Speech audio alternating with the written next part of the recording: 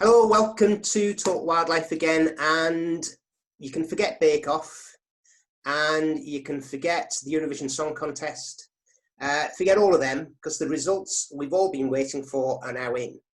And that is the results of the World Conservation Way to Watch weekend that was held a few weekends ago around the world, hence the name. And I have with me, again, delighted as usual to mention it, Rick. Hi, how are you doing? Not so bad, not so bad. Your good self? I'm marvellous, thank you. Absolutely marvellous. Oh, Looking forward to hearing some figures from you. Right, well, I've got some figures. Let's think of some figures. What do you want to You have a fine figure, I believe. I am a fine figure of a man, but not the kind of figure you would expect to be climbing a mountain. So that's all I can say on the matter. Yes. So I believe from your book. The Ken Gums has got a plaque there to you now. Beg pardon? Ken Gums has got a plaque up there. Oh, it wasn't Ken Gums, it was Pendle Hill. Pendle Hill. By the way, spoiler alert. Pendle Hill. All I'll say is Pendle Hill is a mountain. Right, somebody's got the name wrong then, and it's very misleading to people who don't like mountains. Well, I love mountains, but I just don't like climbing. If you can drive up them, they're fine. Oh yeah, well, or get one of them sort of trainy things like at the Cairngorms. Yeah, then you have to hoof your way up. They're not funny, not funny at all. No, because if you're doing that when you get to the top with your binoculars, it's not great. I couldn't even lift them when I got to the top, but that's another story. Right, okay, so we'll start. What I'm going to do is I'm going to tell you, you already know this anyway, I'm going to tell you some of the figures for 2014. 2014 was the first of the World Way to Watch. And then we'll talk about where we are now, and so we can see how it's progressed over the very short period of time that it's been going. So participants. So participants in 2014, there was 70. What were we looking like for this year? Well, this year was 459. 459. 459. Wow. So a small increase, but I should say that it was going up over the years, and then last year, for some reason, it all took a bit of a nosedive. So we went sort of 70, 140, 200, and 320, I believe. 327 was the highest we'd ever managed before. And then last year, it all went horribly wrong. And we really never got to the bottom of why that was, except it may have been that previously we've been relying quite a lot on groups having events. So if there were a couple of the groups that we had used before that didn't have their events, and that may well have made the difference. Excuse me, only went down by a small amount. And of course, that was a very big worry this year, because nobody anywhere in the world is holding events. And bear in mind that one of the events that we had as many as 60 people in it. Imagine that 60 goes down to 1, that makes a big hole in your numbers. So this increase is wholly more extraordinary by the fact that we were expecting to nosedive this year because of that. So if you take it that you know the 320 odd people that may have taken part last year, perhaps as many as 100 of those were people that had come to an event and were counted in that. So the fact that we've got such a huge number this year is quite extraordinary. And there may be a number of factors involved, and one of which may be a positive side of COVID, in that a lot of people have been restricted. And we had a number of emails came into us saying, "Oh, it was fantastic to get out. It was just what I needed to get me out, because I haven't been birding since February." And the number of people said that sort of thing. So there may have been that impetus of people gone stir crazy, if you will, and also I believe that I think people began to appreciate the birds in their own backyard more than they had done previously, because when it comes to Way to Watch, what we find happens is everybody congregates where there's lots of waders. So they're all going for the biggest number of waders they can get on their own personal list, which is fine, absolutely no problem with that. But what happens is the individual species that you have to go and look for specifically, but you may only get 2 or 3 species at the same time, they get missed. And so it has an effect also on the number of species seen. So I think that those are a couple of things. But, you know, this year has been extraordinary for three main reasons that I think we can put it down to on top of what we've just said. One is that we had the International Shorebird Survey people in America, the Americas.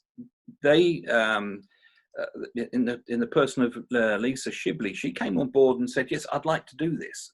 And it was a godsend for us because probably because we call them waders, the Americans who call them shorebirds hadn't really, it's not that they're anti calling them waders or anything like that. There's no problem. It just probably hasn't sparked the interest. So having somebody on their side of the pond, as they say, going out to bat for us made a big difference, because she would have referred to them as shorebirds to them.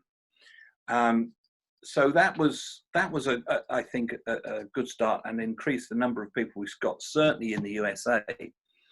The second factor was WaderQuest Brazil. We have a couple of people called Karina and Bruno. Bruno's an old friend of ours from when we lived in Brazil, and his new wife, their daughter's what, 4 or 5, and she's from Mexico. And they've started a project on the beaches in Peruíbe in southeast Brazil. And we've been helping them with that. And they have helped us by going all out this year to get as many people as possible. And we had a magnificent 63 individuals from Brazil this year. It wasn't just them. I should add, the Wiki Avis had been sort of involved. That's a collection of photographs by Brazilian photographers. And also, of course, Save Brazil, which is the Brazilian BirdLife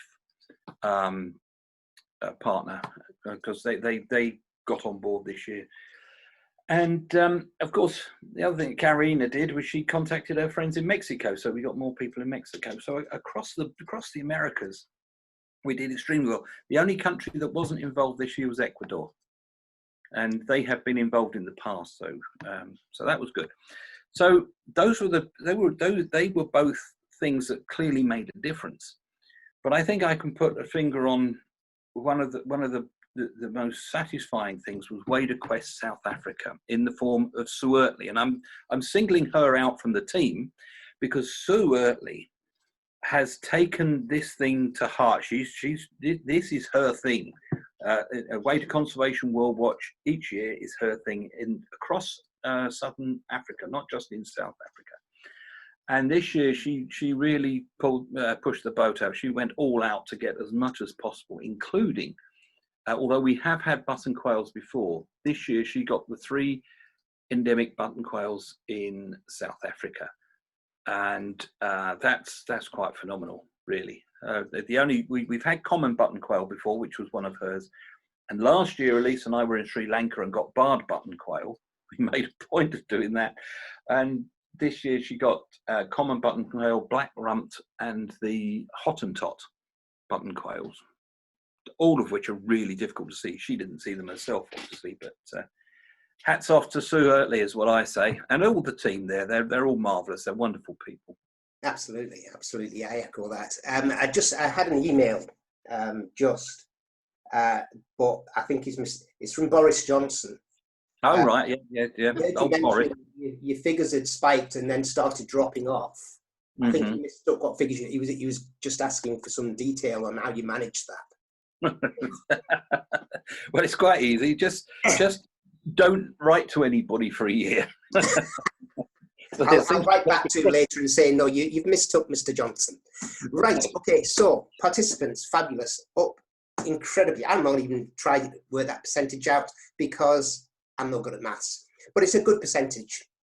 Yeah, it's good, very good. So, species. So species, you wouldn't expect to see as big a climb percentage-wise, But having said that, it's still quite significant. 117 in 2014. How many in 2020? 165 and a half. 105. Pardon? And a half. And a half. Yeah. Go on. Where does the half come from? Well, actually, the harps back to the 2017. 2018, I think it was. We had 145 and a half, and that was our biggest ever number. It was 145 and a half. So we've gone up 20 since then. So to explain the half, it was because that year, the same as this year, somebody in New Zealand saw a hybrid black stilt with a white-headed stilt. So I thought, well, that counts as half, surely. Oh, So wow. it's a bit of a joke, really. That's where the half comes from. So because we did the joke before, we're not bothering with it this time. We're just calling it 165, which is pretty magnificent when you think there's only 252 species in the world. That's quite a lot. So yeah, I thought that the half was coming from the button quails, because I know how you feel about button quails. I love button quails. They're waders officially, so I have to love them with a passion.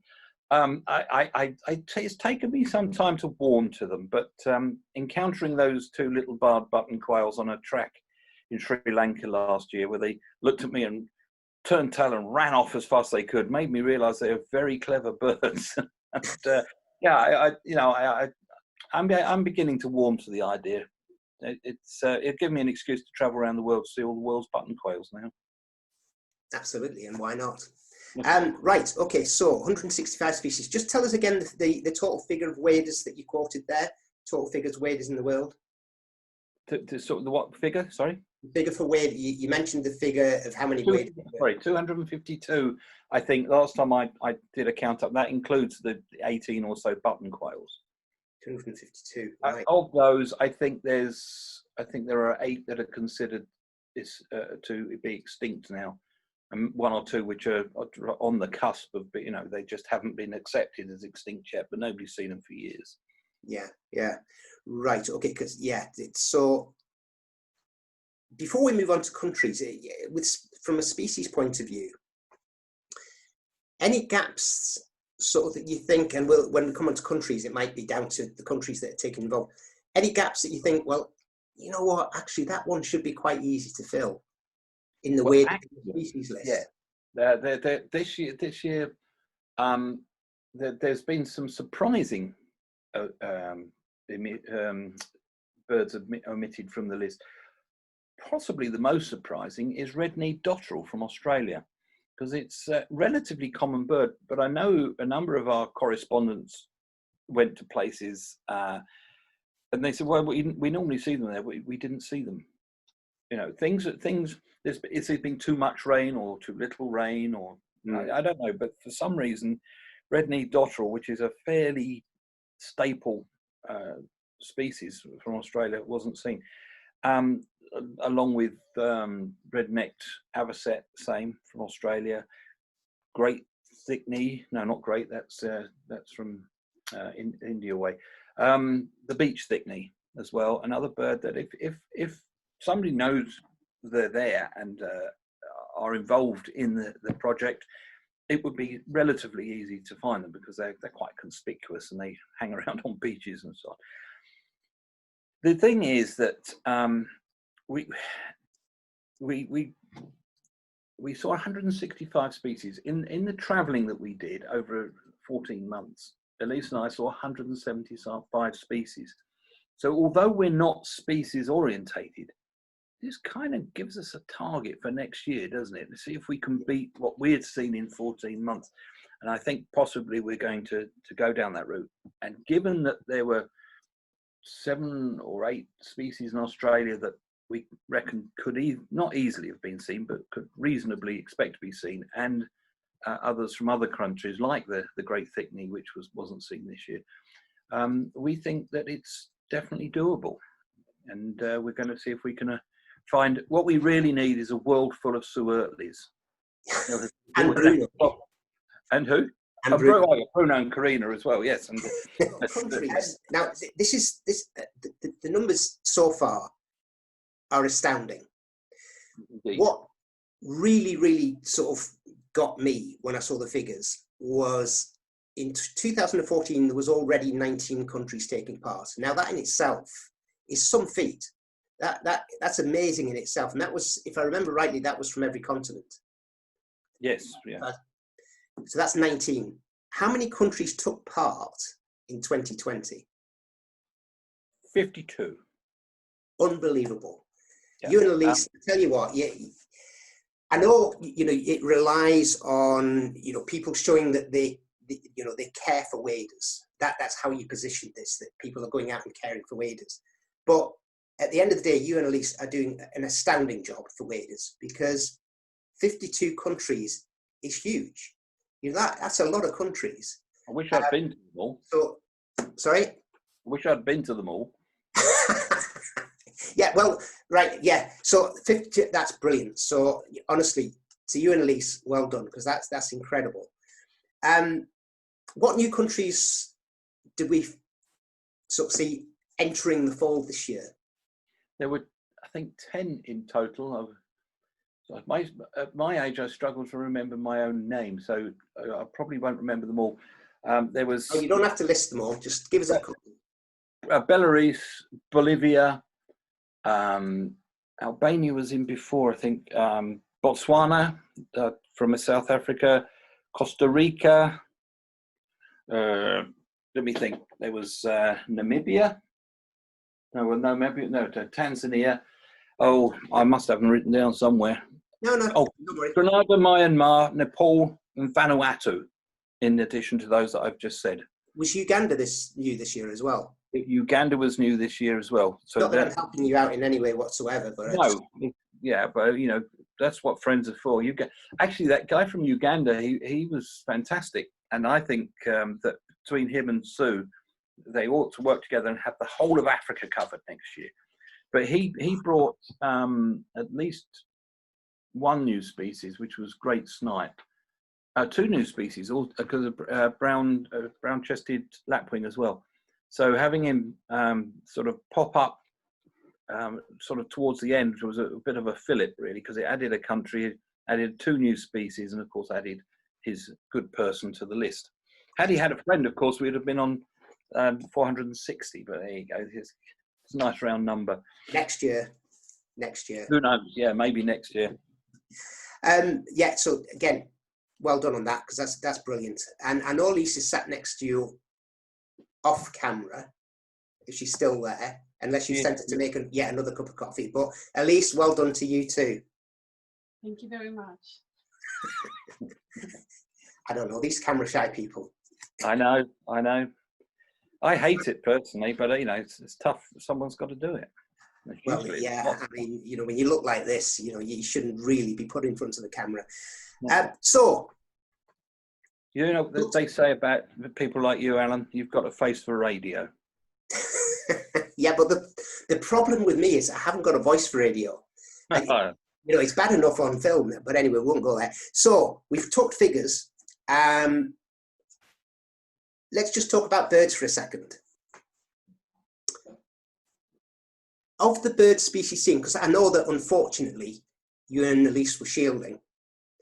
So of the birds that were sent to you, the list was sent to you, was there any surprises on there? Not omissions, but new species that were surprises to you? Which particular ones would you have gone, oh, yeah, I'd love to have been that person that saw that?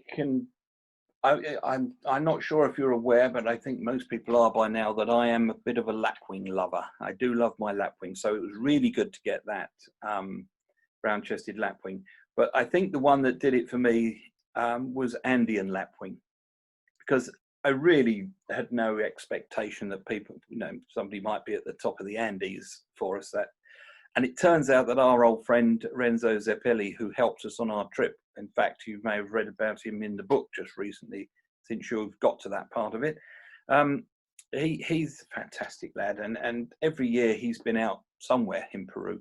And it just so happens that he's moved up to Iquitos, and he was up there doing a bit of birding. I think he got 3 species. One of them was Andean lapwing, so that was the one that I would say was a standout for me. Awesome. Awesome. Well, of course, I did it. I went out. I can't remember how many I got now. I don't think I hit my record. I think my record was higher. One mission for me was sandling, which is astonishing. But we went to where we knew, because Barry, my friend, came with me. We went to a place where you could guarantee you're going to see, and that's Titchwell. That's in the UK. It's in the Norfolk coast. It's a mega for birds. Went there, saw loads of waders, all very flighty, no sandling. Plenty of dogs though, off leashes. Didn't help matters. No. But the standout species for me, clearly, which you probably already know, was my second lesser yellowlegs for this country. I'm not a twitcher, but I have seen two now. And I twitched that one, if for want of a better phrase. It had to wait there for the weekend. I did send it a message and say, you've got to be there at the weekend. And I went up, and that was the first bird we went and we saw. And I have to say, what a bird. Just stunning and really approachable. You know, I don't know what it is about, you mention it in your book, but about American waders, that, you know, they seem to not be that concerned about people being in close proximity. So, and that was the same, you know, that, well, I'm going to put some film at the end of this just to show you how close it was, because I don't pretend to be Cecil B. DeMille or anything like that, but got some quite nice footage of it, so we'll put that up later. But what a bird. That was, I think that was definitely my standout of this year, from taking part this year. So, but unfortunately, as I say, you guys were in lockdown, so you had to pretty much do it virtually. I bet your nails are sort of bitten right down to here, waiting for people to send emails, aren't they? Well, yes, they are. But they were. Funnily enough, I'd like to come back to the sandlings in a minute, but just to address this point about the nails, that's how much they would. But I was on tenterhooks because I was expecting it to flop, and usually by late Saturday afternoon, we've had 20, 30, maybe even 40 emails from people, particularly Australia, New Zealand, Indonesia, that part of the world where they've had plenty of time to get out. It's the end of the day, they've gone home, had their tea, and now they've got time to sit down and send their lists out. By 6 o'clock, 6 o'clock on the Saturday evening, I'd had exactly 5 emails. I thought, this is going to be possibly the most embarrassing world event ever. But do you know, they say every day is a new day. I went to bed really feeling quite low. I thought, this is really not great, you know. And then I woke up in the morning and looked at we'd created a special account for people to send the things to, and there were 30 or 40 on there. And I thought, well, that's good. That's good. That's a good start. And I started, as I always do, I always promise that I will respond to every single email in person and personally, and I do. So I started tapping away. I thought, you know, I've done several. I thought, well, see how I'm getting on. The number's gone up. It's 38 now. Oh, okay, do a few more. 50. And I didn't stop answering emails for the first time, as well as lots of others of people responding to questions I might have had, until Tuesday afternoon. And so that, you know, if you think that those very few of those, that number of 460, 459, very few of them were groups. Some were, as you know, possibly 5 or 6 people, but mostly they were individuals or couples. That's a lot of emails, 250 odd emails. So next year I may not be promising to answer them all personally. If we do manage to succeed in which I hope, with a bit of foreplanning, I think we can build on this and go from. So if I can come back to your sandlings, it is quite remarkable, because sandlings are one of those global birds. Now, they all nest up there where nobody ever sees them. But in the winter, like grey plovers and ruddy turnstones, they just appear on beaches everywhere across the world. And so that was the species that had singularly the most number of reports about it. Not necessarily big numbers, because you don't often see huge flocks of sandlings. But that had the most number of reports. Grey plover was second, I think, and ruddy turnstone must have been up there close to it, because they're global, because they appear everywhere in the winter. So, or our winter, of course, southern summer. So that was quite significant. And we did, and I'm not sure if I mentioned Grenada as a new country earlier when I was trying to remember them all. We had a report from there, which I got excited about. The chap wrote to me and said, we've seen greenshank. I thought, well, that's going to be the big rarity. And then a bit later on, he said, can you scrub the greenshank? It was a small greater yellowlegs. So it must have been a lesser greater yellowlegs then. That's all I can do. But so, you know what the rarest bird was this year? Oh, I think probably in terms of national lists, ruff. I mean, another global bird, well, not quite global because it's not big in the Americas. So this turned up in Panama for the very first time and was found on Wader Conservation World Watch. So what can I tell you? That's what we're here for, chaps. Well, it may have been found before that. I can't guarantee that's the case. But there have been a number of ruffs seen in Central America. I think they decided then there were 3 individuals. So these ruffs do get about. We never saw them in Brazil, but people have seen them as far south as central Brazil before now. So, but I think that was the one that took me a bit by surprise as well. Probably heard about the Godwitz record and thought, I can bear that. Yeah, it just doesn't. Yeah. So you mentioned South Africa earlier on, and I spoke to Sue. So what we'll do is we'll just sort of switch and we'll hear what Sue has to say about World Wader Watch and South Africa's part in it. Okay, yeah, that would be nice to listen to. It'd be good.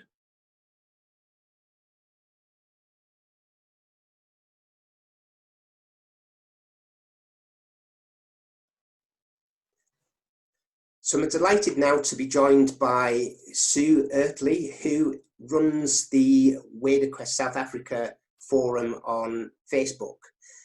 Hi Sue, how are you? Very well, thanks. Very nice to meet you, Allan. You too, you too. First of all, we'll build on what Rick's just said, but how did you actually meet Rick? How did WaderQuest South Africa come about? WaderQuest South Africa came about in 2012 when my brother Peter Charland and his wife were on a bird trip to Brazil, and their guides were Rick and Elise Simpson. Right. And they continued the friendship, and then in 2013 we arranged a trip for Rick and Elise to see some of the waders here in Southern Africa, and we completed a 5,000 kilometer trip through South Africa, Botswana, the Caprivi Strip in Namibia, and then back home. And I think Rick also managed to get down to Cape Town, and Trevor Hardika took him around to show him waders like the chestnut-banded plover, which we have here in the country. Yeah, excellent, excellent. Thanks for that. I just wanted to put a little bit of context into, you know, where WaderQuest South Africa fits in. And I know that from the figures, you certainly took on board World Conservation Wader Watch, because the latest figures I have from you are 51 observers. So, and that's 51 observers from 6 countries. So it's not just South Africa, it's Southern Africa. So it included Namibia, Botswana, Zimbabwe, Mozambique, and Zambia. Is that right? That is correct, yes. Right. So of the sort of 51 observers on the weekend, how many species were actually seen in that area? Overall, we managed to see 51 species of waders over the 2 days. We had good weather, which coincided with our first rains. And I think due to our location, a lot of the migrant waders are only arriving here in the country at about the end of October or November. So in fact, we did extremely well in picking up quite a few migrants that had already arrived here. Right, and I believe you also picked up some species that were new for the weekend. Pratt and Co. and a couple of button quails, is that right? That is right, yes. On listening to your interview with Rick earlier, he mentioned that button quails had been added to the list of waders. And together with Peter and Jenny Charland and my husband and I, through Wader Quest South Africa, we decided to focus on seeing if we could get our 3 resident button quails here in the country onto the list for the count.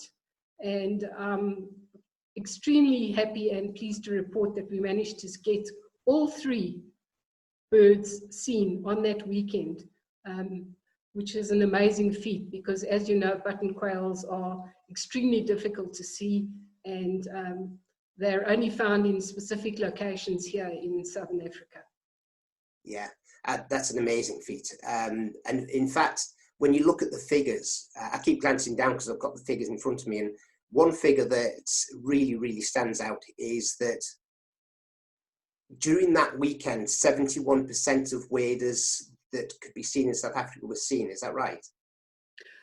Yes, we have, occasionally we get vagrant waders that arrive, but I would think on average, we work off a list of 66 wader species that we consider possibles to be able to be seen at that time of the year. So 51 out of 66 is an excellent record, and I want to thank all of the participants who took part this year. Yeah, absolutely. I mean, it's a fantastic feat. You know, it really is. And I know what Rick said earlier about, you know, people going out and caring for waders and showing their care for waders. Yes. That's what this weekend's all about. And, you know, to get, you know, that kind of involvement from South Africa and Southern Africa as a whole is really, really, you know, it's brilliant, because I think, you know, I've spoken to Rick in the past about, you know, the trouble that waders, you know, are in, and, you know, the impacts of humans on waders. It's nice to see that actually there are still people out there that do care, and a lot of them. Yes, if I could just mention, in 2019, we only had 29 observers. So we've actually doubled the number of people taking part this year. And I think it was due to COVID, because we had a very strict lockdown here in the country, and our provincial borders were only opened very recently. So many birders had very itchy feet and were only too happy to go out into the fresh air and do some wader watching. Yeah, yeah. And of course, you've now set the bar for next year. Oh, yes. And you won't have COVID. Oh, fingers crossed you won't have COVID next year. But from your personal point of view, and you know, the people that you go birding with, are there any target species that you think, right, okay, so we went for the button quails this year. Next year, this is a gap we want to fill? I have a few ideas in mind for next year. Firstly, we have a pratincoal called the black-winged pratincoal that we've never managed to actually make the list over the first weekend of November. And I think I'm going to pay special attention to that pratincoal in 2021 and see if we can't get it on the list. Because we have sometimes huge flocks of black-winged pratincoals here. But as I say, we might be lucky and get one or two first arrivals here. So I'm hoping for that. The other objective I do have is to try and get Madagascar waders onto the list. Right. I have a few contacts there, and I will be starting to send out emails to try and encourage them to make that weekend available, even if we get one of the endemic waders listed from Madagascar. We haven't managed to do that yet. That would be... And thirdly, I'm hoping that I can get a few more African countries involved in Wader Quest, but using this app called Bird Lasser, because I believe it has been set up and is compatible to be used throughout Africa. And we were fortunate this year that we had a birding colleague who was able to list in Zambia for the first time. And he produced an excellent list of waders for us for the weekend. So that's what I'm focusing on for next year. Right. Okay. So we're going to end on the same question that I asked Rick, which was, of all the waders seen over that weekend by yourself, which one gave you the biggest thrill? The biggest thrill, I think, was able to get Rock Prattingcole on the list for the first time ever. We did a trip through Namibia in September last year and stayed at a lodge on the Zambezi River. And I managed to contact the owner of the lodge and persuade him to take his boat out and go and see if he could find Rock Prattingcoles for us over the weekend. He was very enthusiastic, and we had that Rock Prattingcole on the list by the Saturday afternoon. It's a good time of the year to see them because the river, Zambezi River levels are quite low. And the Rock Prattingcole obviously needs rocks to roost on. So timing-wise, it was an excellent idea. And many thanks to the observer who went out and got the bird for us. Yeah, and again, I'm sure sort of Rick would echo it, but my thanks as well to everybody that took part. You know, it's a Wader Quest for a start is a great little charity, but to get such international support is amazing. So thank you to everybody in South Africa that took part, and thank you for coordinating it all, because you know, it needed somebody to coordinate it. And no, it was only a pleasure to do, and I thoroughly enjoyed doing it. If I could also end off by mentioning that we got 5 near threatened species of waders as well for the count this year. Birds like chestnut banded plover, curlew sandpiper, red knot, Eurasian curlew, and bar-tailed godwit. So the waders are certainly here, and hopefully we will be able to carry on continuing our conservation efforts here in the country to make sure that they can visit us in summer. What a fantastic note to end on. Thank you ever so much for your time, Sue. I'm sure that we will talk again in the future, if not about next year's World Conservation Wader Watch, certainly about wader conservation in South Africa. Thank you very much. So thank you very much for your time. And thank you for the invite to join the Take group. care. Thank you, Alan. All the best. All the best. Bye. Thank you. Bye-bye. So what gets me about Sue, Rick, is you can feel the enthusiasm for this coming across. And I have read your book. I haven't quite got as far as the South African chapter yet, but you have mentioned earlier in an earlier chapter about South Africa and the help that you got there. Just amazing. And when I was working with you as a trustee, obviously Wader Quest was, South Africa was always there. Amazing support from them people. That, you know, Sue and her colleagues doing a fantastic job for Wader Quest. Yeah, so Sue is the sister of Peter Sharland, who actually we got to know first. Peter and, in fact, Sue mentioned this. Peter and Jenny brought their daughter Megan, charming family. We'd later got to meet their son as well. They came to Brazil when Elise and I were living there, and I was acting as a guide, and we just got on famously. We got on like a house on fire. Fantastic, lovely people. And then by coincidence, when we were thinking about starting this idea of raising money for the spoonbill sandpipers, hence the beginning of Wader Quest, they came to England to the bird fair. And sitting in a pub in, I think it's called Uppingham is the name of the town. We were sitting in the pub, and I mentioned to them about it all. And I said, yeah, we could do with people like you, you know, setting up as Wader Quest South Africa. I may have mentioned Waded Quest South Africa, but I certainly said, you know, it would be fantastic if you could be involved in some way. And they said, yeah, well, absolutely. So that was Peter and Jenny got involved and said that they would do what they could to help us. Now, what I had imagined was that they would work out an itinerary for me. So I fly into Africa and they say, you need to go to here, here, here, and here, and that's what you're going to see.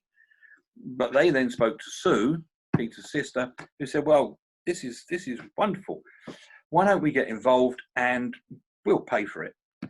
I mean, you cannot imagine how that felt to two impecunious people. And I know it sounds like we had a lot of money because we traveled the world, but we just sold our house in Brazil. And that's why I'm now living in the library. So it was, I get emotional thinking about it now. It was extraordinarily generous of them.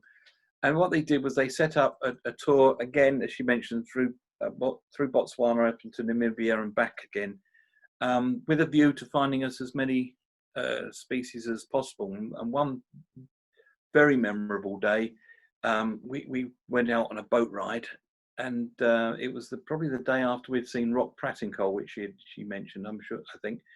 And we saw 6 new species of wader in a couple of hours on this boat ride. Just phenomenal people. And although Sue's husband Owen wasn't able to go with us at the time, he was equally a birder and photographer and so on. He was busy with work, unfortunately, but we got to know him as well. And you know, the 4 of them are. Oh, I should also mention Kim, as Sue's daughter came with us. And she was a non-birder when we started, I think, and a bit more of a birder when we got back. She was fantastic company as well. Such a lovely family, all of them. Brilliant. Yeah, well, when I spoke to Sue, that passion for it comes across. You know, it's great. You know, and obviously you mentioned the people in Brazil, and you know, if we can get more people around, I say we, if you can get, I'll help. If we can get more people like that, and especially I think you know, across Europe, we need to conquer Europe. You know, we've now come out of Europe. Where have I heard that before? Now we need to conquer Europe. In a nice way. Yeah, I'm not sure that the conquer is quite right. But yes, I absolutely appreciate what you're saying, because actually Europe has always been a little bit. But when we've got Bulgaria, we have Belarus this year. We've had Greece in the past. We had Albania this year. France has always been involved before, but this year they got locked down on the Friday night. And I got an email from Steve Lunchbury in Languedoc saying, "I'm sorry, we're not going to be able to do it." And but they said that, you know, next year we're going to see if we can, you know, France can do better than this. And in fact, France got on the map this year because of the Reunion Island, because it's French territory, and they always get involved. And they are one that they all went out as separate units, but I think perhaps 8, maybe more than 10 people involved in entirety. So that was so France didn't draw a blank this year. Sweden was in there, Spain and Portugal, Malta, BirdLife Malta. Again, this is another example of they were going to do a public event. They couldn't. So we got a list from one person who happened to be a reserve warden, because he happened to be a place where he could see these birds. So, yeah, it would be nice to get more from Europe. Oh, Belgium and the Netherlands both involved this year. But they're basically because they're friends of ours that go out and do it. So, but it would be nice to get a bigger following, if you like, for the idea there.